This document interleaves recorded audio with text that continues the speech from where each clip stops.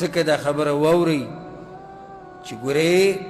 په اسلام کې په ناحقه قتل دا یو لویه ګناه ده. هغه ګناه ده چې الله سبحانه وتعالی په قرآن کې دا خبره ذکر کړې ده، ومن یقتل مؤمنا متعمدا، چا چې یو مسلمان قصدن عمدنې مړ کو په ناحقه،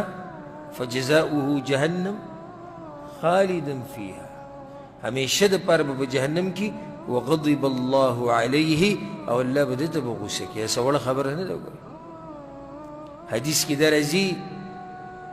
وایي دغه مقتول دا کوم چې وجلی شوی دی د ده نه به دا وینه روانې او دغه به یې د سر نه نیولی د قاتل چا چې وجلی دی او د الله خوا ته به بوځي د قیامت په ورځ، بیا به الله ته وایي یا ربي سل هذا لم قتلني، یا الله تپوس وکړه د ده نه چې د زه ولې وجلی یم.